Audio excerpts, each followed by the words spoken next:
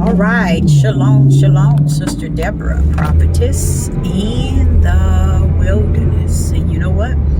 That's all right with me. Coming again on this Deborah platform with another message. And I will say this is a lovely morning in which the Most High, Ahaya has made. And I, Sister Deborah, shall and I will rest therein. I'm just coming with a little something. And I want to say to you all that I'm pretty much going to make this a part 2. That Judith want everybody to know who they are, and they refuse to know who I am. Meaning, I am is the Most High, Ahaya. They don't understand that it's about them knowing who He is, not who they are. They want to come up out of the order of what He has orchestrated, what He has ordained and predestined before the foundation of the world. And then He, His will stepped into time and time past. He wanted and he allowed His will to come forth. And His will was that a people that have been the way that they have been for so long, He finally put, I think, the best curse that could possibly be put on a people. Because now, me living today and seeing what He mean in Deuteronomy 28, that thou shalt go mad for the sight that thou shalt see. He's talking to the elect. The elect that will be able to see it and hear what's going on in this day.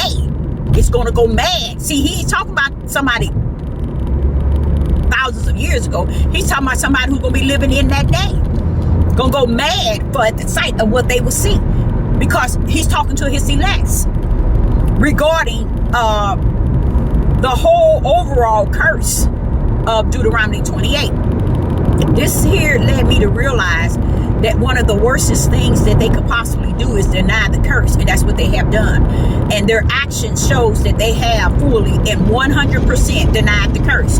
On top of it, they adding their own self-religion and their own self-belief. They have added their own self-religion and their own self-belief in how they feel that things should rumble. And they taken on still yet the prophecy in which He has prophesied that you shall be hated all over the world. See, a lot of us didn't know. We weren't hated all over the world, but we're going to be. See, they allow those to come out of the darkness just enough to say something to them to spark a match, and then those that was in the darkness stuck and went right back to the darkness, went right back to the ways of darkness. After they stood out to you all, said some things that made you feel that it's important to climb on top of what they said, and then they gonna go right back to the darkness, and you gonna take it from there. That means you done sparked the match. You done lit a light, and you done lit a light for your own self and against your own self and against your people that walks upright in Ahaya, which is still okay because it's still a prophecy. But I like how Ahaya will allow those that He say, if was so, it will fool the very elect. I like how He allow us not to be fooled. I love it. I love it. Because we're not fooled by this nonsense and this chaos that's going on. You know, and I'm not fooled by all these people running around here coming out of the woodworks and coming out talking about what the two men in the darkness had stepped out and said. Notice they went back to the darkness, and where are you? You see, they don't grip that. Because, you know, I really battle with the fact that being stiff-necked, rebellion, and disobedient. And he went on to tell me, I'm going to help you out a little bit, Deborah. It's the people who don't follow rules. So the tribe of Judah is never, ever, ever, ever, ever going to follow the rules of the Most High Ahaya. Right today, they are choosing and have chosen to go up against the curse itself. They didn't understand Ezekiel 36. They don't understand throughout the Bible how Ahaya is saying, and the heathen shall know, and the heathen shall know, and how His glory is going to be on the people, because He's going to put His glory on them so that they shall know. You think His glory is on you now? No, your curse ain't in, because you reject the curse.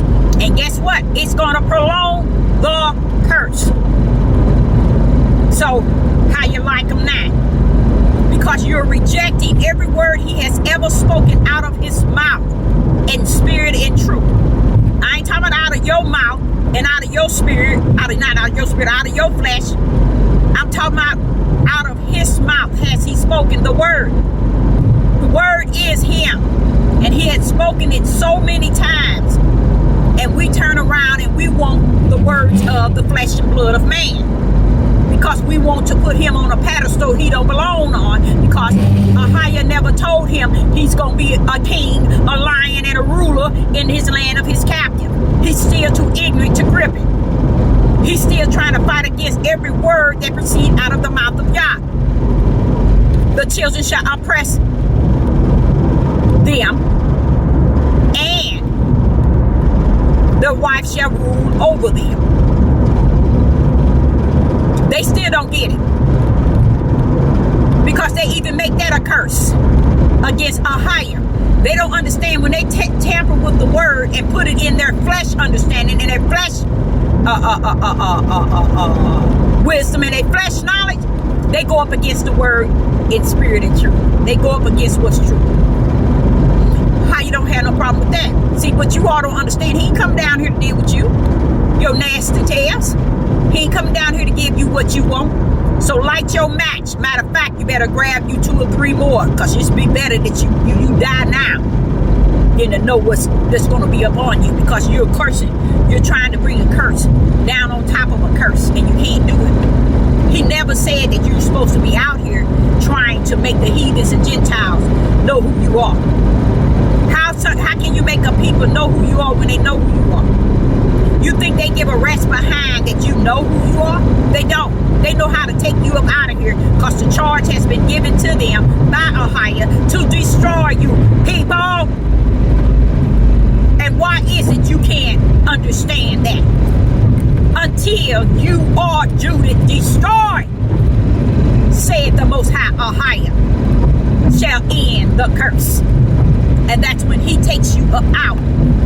But the curse itself is going to be when you are out of your captivity, not when you are in. Will it uplift? Read. You shall come in and go out cursed. So if you think that you can stand in the land of your captivity and rechange everything to make them see you to be something you found out that you are, you done lost your mind for sure 100. Because they knew who you are more than 400 years. They knew who you were when you didn't have no respect and no integrity to who you were. They knew who you were when you was on a land floating with milk and honey. They knew who you were when you was in the land of the promise.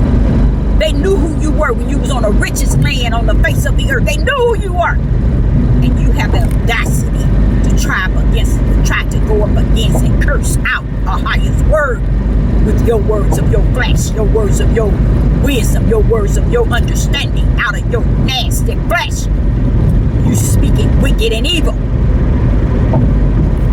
You cannot think that you're going to orchestrate the whole will of the Father, to orchestrate to make everybody see it the way you see it. Salute the curse. Salute the curse. Salute the curse. Salute the curse. Will bring you into a freedom beyond freedom. It'll bring you into a liberty. And to get your tail out of this mess, thinking you're going to chase down the heathens and Gentiles and the fake ooze to make them change. What scripture tells you that you're going to have the ability to do that? What verse told you that?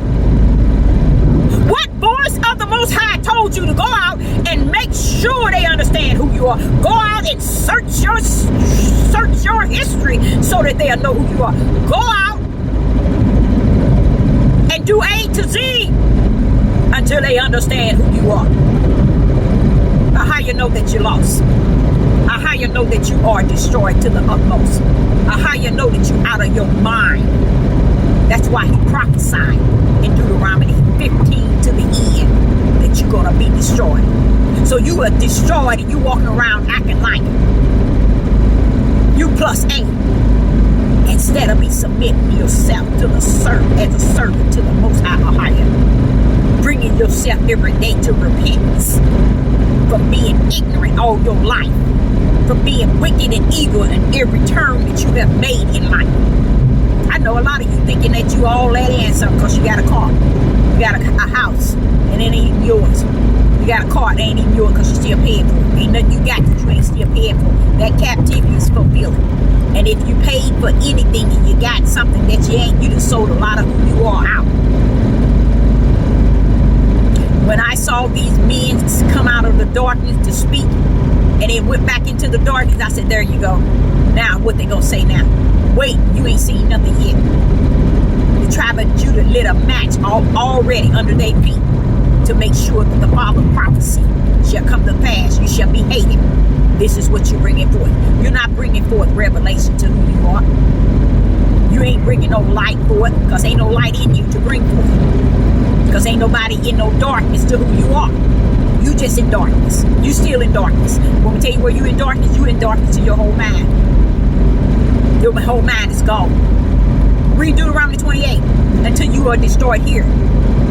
Have met and have fulfilled Deuteronomy 28 to the utmost. And while you going around here taking the rest of your captivity life, thinking you proving something. How much you want to search your history, search your tail somewhere and sit down. Stop clowning. You want to search your history.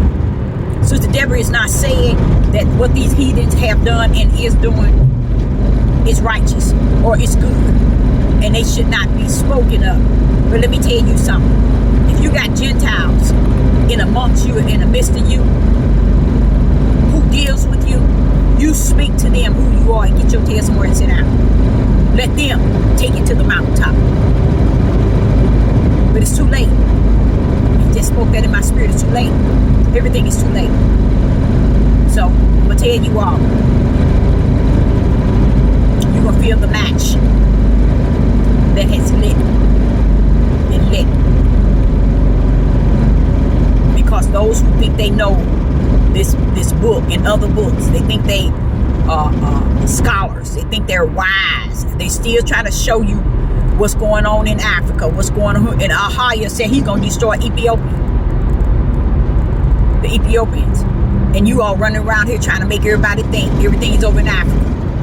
And you want me to show you another reason why I know you all are blind? Because Africa was collecting you just so they can sell you over. And you still sitting here considering yourself a part of who Africa is, and even naming yourself names of the African tribes. That's not even a tribe of Judah or Israel. There are tribes, but they connect themselves to the African tribes. They're calling the names something that is not who they are. And they have done it for so long they have made it who they are. They have made it what they are and the way they want to feel that it is. And that's what's messed up from the floor. And that's what's sad. And you know, I sit back and it's just off the chain. It is so off the chain how a people can be so wicked and evil at the same time. Wicked, evil, every thought, imagination is wicked and evil, stiff-necked, rebellion and disobedient, whoremongers, lover of themselves, not lover of a higher. And they want the world to see that they all that and something in the flesh, and not even conduct themselves in the spirit of who they say they are in the flesh. They so wanted to be recognized in the spirit. I mean, in the flesh. They want to be recognized in the flesh to where they don't even give a rat's behind that anybody serve him in the spirit. That's just how bad it is. So I, Sister Deborah, just going to say that's going to bump onto, and I had a lot of verses that he gave me.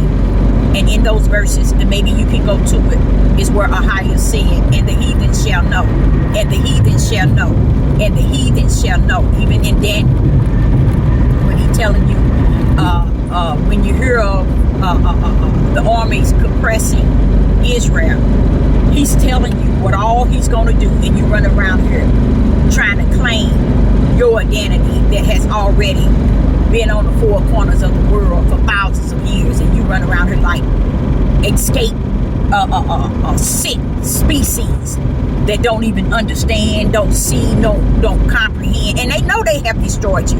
They know they did a good job destroying you. They know they did a good job destroying you. That's what Ahaya put them to do, and they did a good job because you gone.